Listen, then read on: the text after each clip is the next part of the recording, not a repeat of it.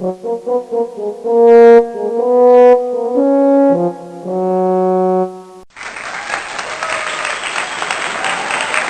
it was an excellent talk by Dr. Zafar Chaudhary and my best friend Dr. Samina Zafar.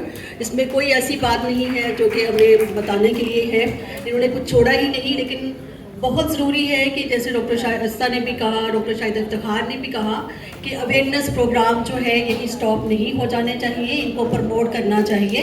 Even अगर antenatal clinic में भी हम इसको promote कर सकते हैं, और ये प्रोग्राम्स जो है वो हॉस्पिटल में एंटीनेटल क्लिनिक्स पे भी होने चाहिए ताकि मैक्सिमम अवेयरनेस हो सके. जो कि हमारे पास लेडीज़ आती हैं एंटीनेटल क्लिनिक्स पे, वो आगे जाके अपनी फैमिली को जो है वो एजुकेट कर सकती है और इस अवेयरनेस प्रोग्राम को मैक्सिमम प्रमोट किया जा सकता है. Thank you so much.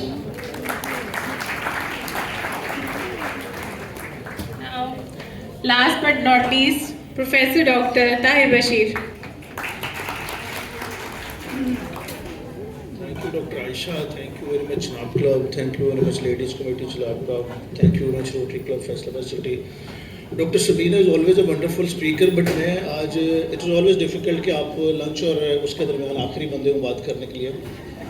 तो doctor Samina is always very elaborated. मैं आज एक बात करना चाहता हूँ कि I have like attended, moderated और लेक्चर्स, अवेयरनेस सेमिनार हंड्रेड्स की तादाद में किए हैं, but I found this one of the best. हमारे पास बहुत सारे लोग थे जो आप लोगों को आके चीज़ें बता सकते थे.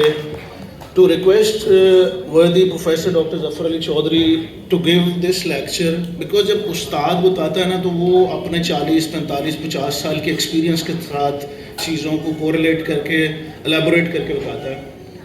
And when ever you go anywhere you always learn new things. एक दो चीज़ें हैं बस. वैसे तो किसी ने कहा था कि सबसे अच्छा बंदा या अच्छा लेक्चर किसका था, तो सबसे अच्छा लेक्चर उसका होता है जो कहता है खाना तैयार है, आप लोग जो है ना वो खाना खा लें. 2-3 चीज़ें हैं जो वर्ल्ड हेल्थ ऑर्गेनाइजेशन है ना, WHO, वो ये कहते हैं कि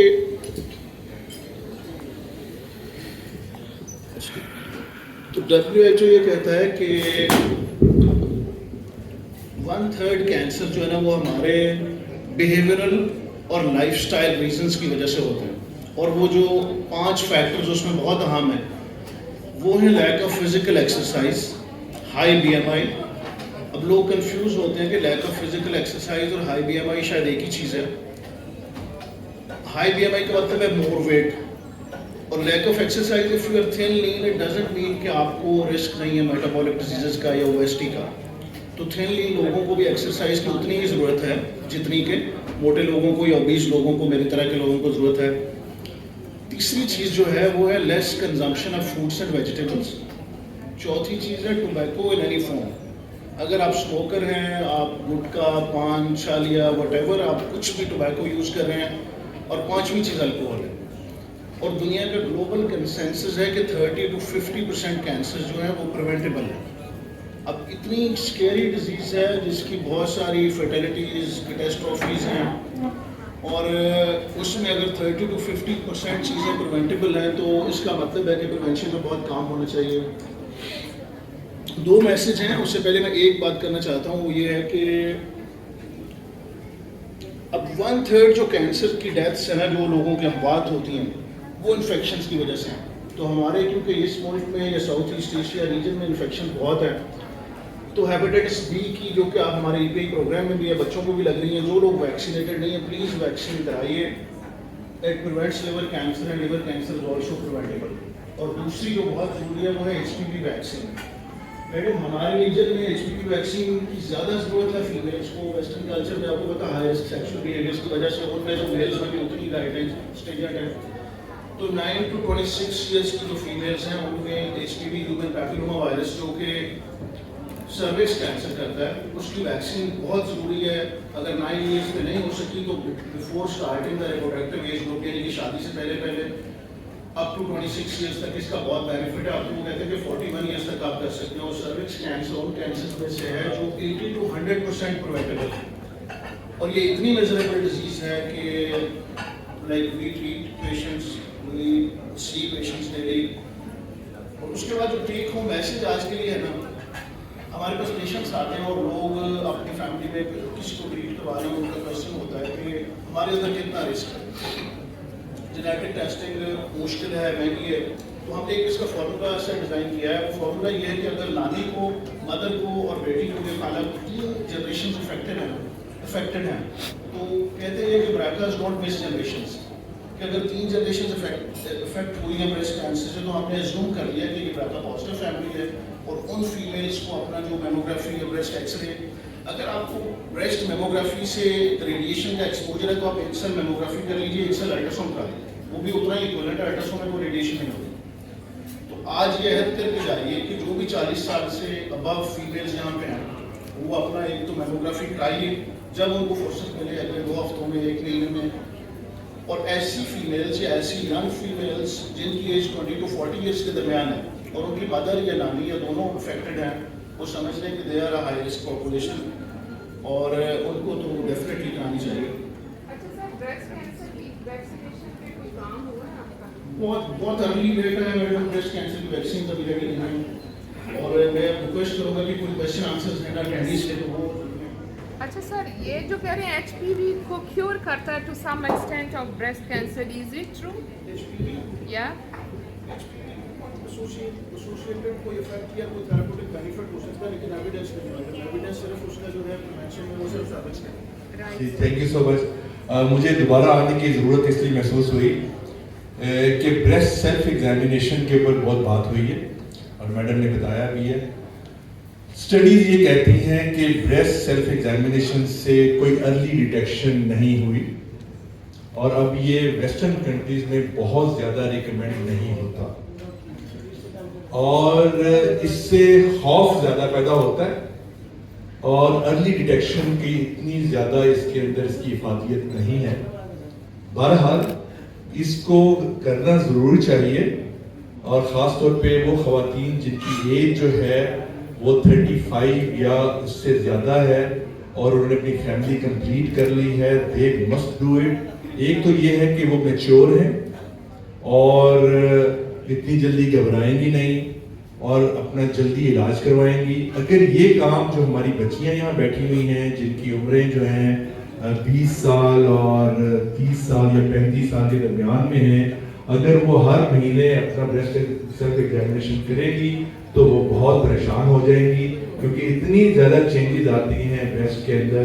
कभी छोटी छोटी गिल्टियाँ नमूदार होती हैं जो नॉर्मल हैं, तो प्लीज़, क्योंकि मेरे पास बहुत से पेरेंट्स आते हैं अपनी बच्चियों को लेके और वो गिल्टियाँ बिल्कुल नॉर्मल होती हैं और बड़े परेशान होते हैं, बच्चियों की नींदें उड़ जाती हैं, क्योंकि ये अवेयरनेस जो है इतनी ज़्यादा उनको दे दी जाती है कि एक खौफ तारी हो जाता है।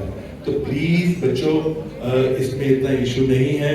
जो 20 से लेके 30 साल की उम्र में और ख़ास तौर पे बिफोर मैरिज रेगुलर चेंजेस आती हैं, छोटी छोटी गिल्टियाँ जनरलाइज्ड अपीयर होती हैं, उससे घबराना नहीं है। अगर एक ख़ास मखसूस गिल्टी बन रही है और वो बढ़ रही है 1 महीने के बाद, तो उसके बारे में थोड़ा सा फिक्रमंद हो जाइए। तो इसलिए ब्रेस्ट सेल्फ एग्जामिनेशन उनके लिए बेहतर है जो 35 साल से ऊपर हैं। बच्चियां जो हैं कभी कर रहे हैं कभी ना, और ज़रूर जैसे अपनी पूरी बॉडी पे नज़र रखनी चाहिए ब्रेस्ट के अलावा। तो ये मैं क्लियर करना चाहता था। इसके अलावा कोई क्वेश्चन है तो मैं उसका जवाब दे सकता हूँ। सर, आपने अलाइन और सिविल में क्या फैसिलिटेट किया है for breast cancer awareness and all together? Is there any separate unit for that? Madam, हमारे पास एक 1 स्टॉप ब्रेस्ट क्लिनिक है मेडिकल इमरजेंसी के ऊपर, जहां आप तशरीफ लाइए। It's a state of the art clinic और वहाँ पे 95% अमला जो है वह फीमेल्स का है और everything is available there. Doctor का क्लिनिकल एग्जामिनेशन करना, अल्ट्रासाउंड का होना, FNAC का होना, उसके बिल्कुल सामने हमारा ऑन्कोलॉजी डिपार्टमेंट है, वहाँ पे ये ताहिर साहब भी होते हैं। We have a full flash team to look after the patients who have breast complaints whether they are benign और malignant। It is there. और रेगुलर सेमिनार हम कंडक्ट करते हैं, मेडिकल स्टूडेंट्स को हम पढ़ा रहे हैं, पोस्ट ग्रेजुएट कोर्सेज होते हैं, दे आर ऑल देयर। और यहाँ पे मैं इसलिए कहना चाहूँगा कि उस दिन एक बात हुई थी लीनियर एक्सेलरेटर की, तो ये आपको जान के खुशी होगी कि ये रेडिएशन की मशीन जो हमारे पास एलाइड हॉस्पिटल में नहीं थी, वो हमारी अप्रूव हो चुकी है। मुझे उम्मीद है कि इस साल اگلے سال کے مڈ میں یہ ہم لوگ 1.5 ارب روپے کی مشین ہے جو اویلیبل ہوگی. It will be a great breakthrough in technology. آپ ایک سوال کرنا چاہ رہے تھے طاہر مجید.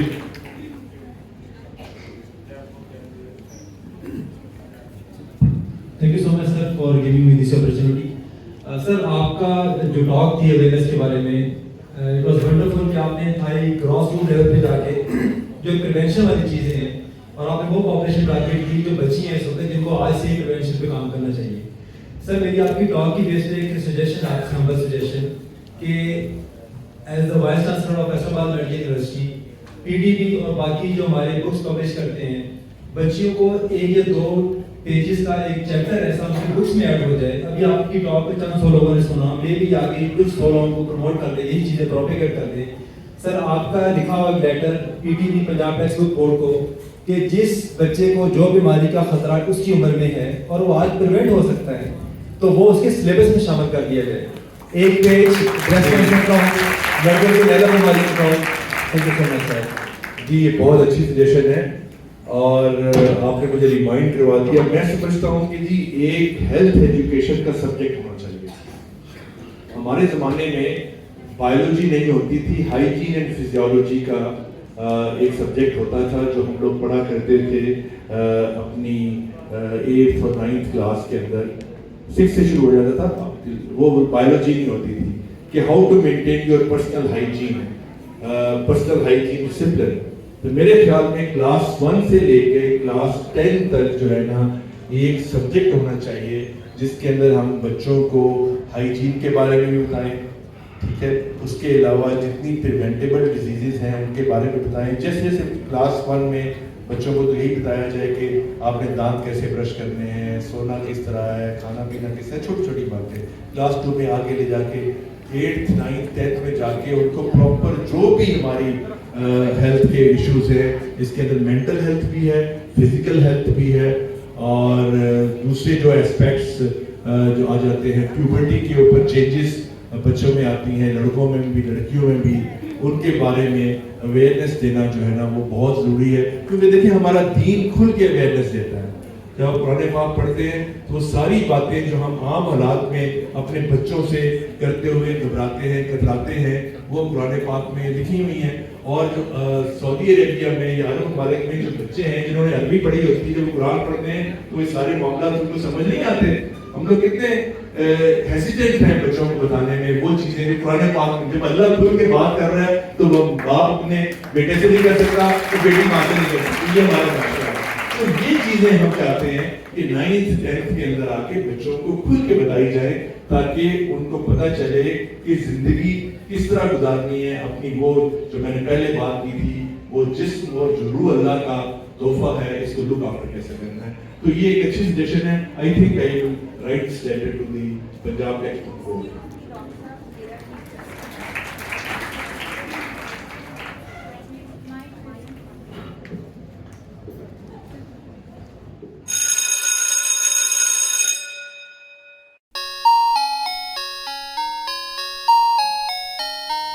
اسپرچویلٹی اور اس ساری چیز کو پازیٹیوٹی کو لے کے چل گیا. تو کیا خیال ہے کہ یہ جو ہمارے ایموشنس ہوتے ہیں پازیٹیو اور نیگیٹو وہ بھی ہماری باڈی اور ہماری ہیلتھ کو افیکٹ کرتے ہیں اور کچھ چیزوں کو ایگریگیٹ کرتے ہیں, جیسے اینگر ہے, ڈپریشن ہے, سپریسڈ ایموشنس ہیں. خاص طور پہ عورتوں کے اندر یہ چیز بہت زیادہ ہے اور ہماری سوسائٹی میں عورتیں اسپیشلی مڈل کلاس عورتیں بہت پرابلم سے گزرتی ہیں. تو ایسا تو نہیں ہے کہ یہ ساری چیزیں مل کے اس بیماری پہ زیادہ تر انداز ہوتی ہوں؟ بہت خوبصورت بات کی آپ نے, ویری نائس کوشچن. دیکھیں یہ مائنڈ اور باڈی کا ایک گہرا تعلق ہے. آپ نے دیکھا ہوگا کہ جس وقت آپ خوف زدہ ہوتے ہیں, ڈر ہوتا ہے, تو آپ کے دل کی دھڑکن تیز ہو جاتی ہے, ہوتی ہے نا. تو کیسے ہو جاتی ہے؟ یہ مائنڈ نے اس وقت آپ کے اس وقت خوف آ گیا یا گھبراہٹ آ گئی اور اس کے ساتھ آپ پسینہ بھی آ گیا, تو یہ تو باڈی ہے, دل کی دھڑکن بھی باڈی ہے. تو مائنڈ نے باڈی پہ ایفیکٹ کیا, ٹھیک ہے نا. تو یہ تو سمپل سی کلیئر سی بات ہے, میں نے آپ کو ایویڈنس بیسڈ بتا دی ہے کہ یہ تعلق آپ نے ایکسپیرینس کیا ہوگا. تو مائنڈ ڈیفینیٹلی آپ کی باڈی پہ افیکٹ کرتا ہے. اگر آپ کی سوچ پازیٹیو ہے, ٹھیک ہے, اگر آپ کو اللہ پہ ٹرسٹ ہے, آپ خوف نہیں کھاتے چیزوں سے, آپ نہیں گھبراتے, تو آپ کا دل زیادہ تیز دھڑکے گا نہیں. اب دل کی دھڑکن جو ہے نا جتنی زیادہ ہوگی بھاگنے دوڑنے کے علاوہ, بیٹھے ہوئے دل کی دھڑکن گھبراہٹ سے تیز ہوگی, تو یہ آپ کے لیے ہارمفل ہے. کیونکہ اس میں کیا ہوگا, آپ کے دل کی شریانیں جو ہے نا وہ تنگ ہوگی. اگر آپ دوڑ لگائیں گے, ایکسرسائز کر کے دل کی دھڑکن کو بڑھائیں گے, اس میں شریانیں کھلیں گے, ٹھیک ہے.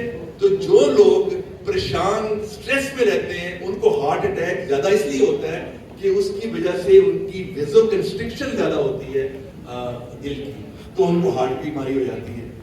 اور یہ سائیکوسومیٹک النسز جو ہے نا وہ بہت زیادہ جو ہے پریولنٹ ہیں ہماری سوسائٹی میں. تو جو لوگ اپنے دماغ کو, اپنے مائنڈ کو صاف ستھرا رکھتے ہیں وہ بالکل ذہنی طور پہ بھی صحت مند ہوتے ہیں اور اس کے بعد جسمانی طور پہ بھی صحت مند ہوتے ہیں. ٹھیک ہے جی. وہ کہتے ہیں کہ کچھ بھی ہو آئینہ دل کو مصفا رکھیے. یہ جو آپ کا دل کا شیشہ ہے نا, اس کو صاف رکھیں. کچھ بھی ہو آئینہ دل کو مصفا رکھیے. جو بھی گزرے مصر خسلو دوران چلیے. بالکل بادشاہوں کی طرح چلیں, پھر آپ کو کوئی پرابلم نہیں آئے گی.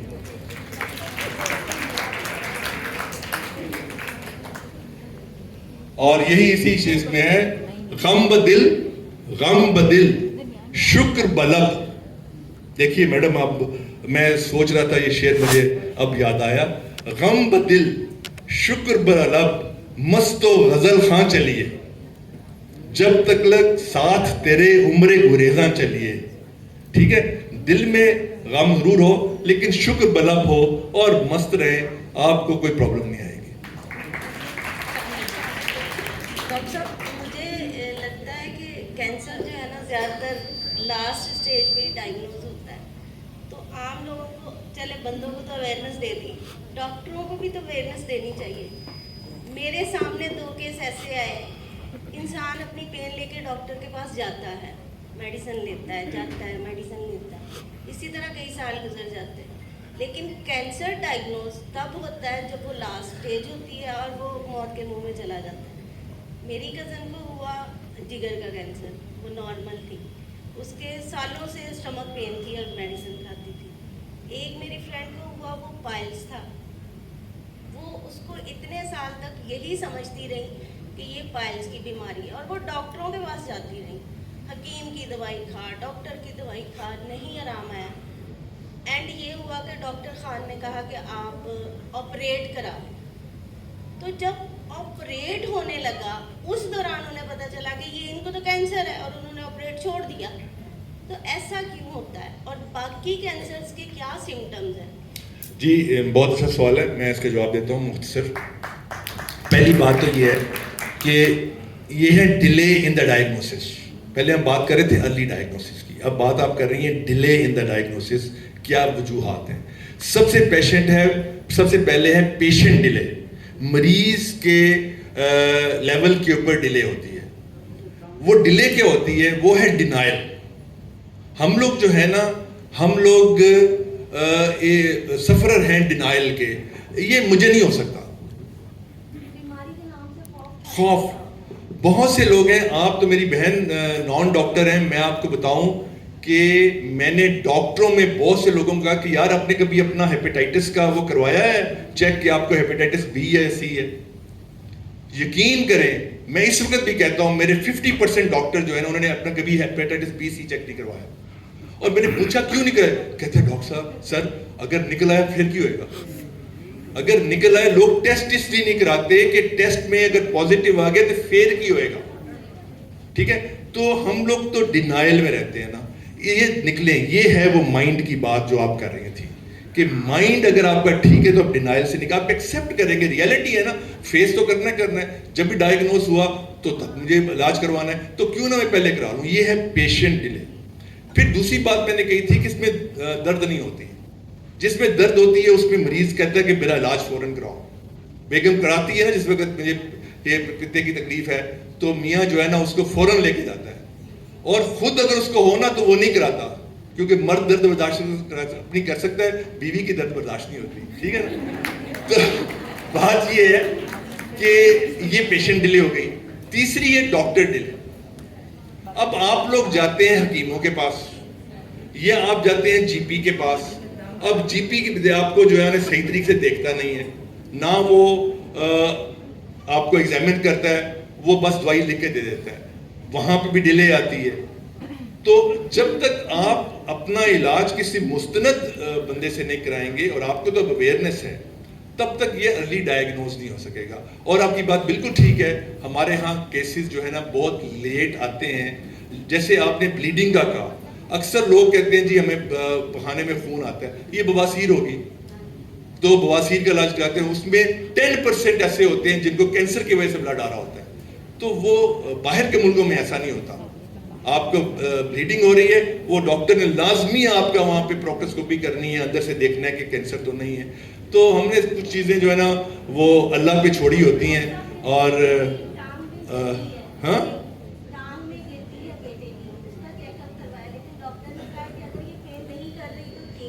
تو ٹھیک ہے، اگر کسی مستند ڈاکٹر نے کہا ہے تو آپ اس کو ایکسیپٹ کیجئے. تو ایسا ہوتا ہے، کئی ایسی گلٹیاں ہوتی ہیں کہ جو کی ضرورت نہیں ہے کہ ہم اس کو نکالیں. تو بہت شکریہ. میرے خیال 5 بج گئے ہیں اور کافی سیر حاصل کی گفتگو ہو چکی ہے.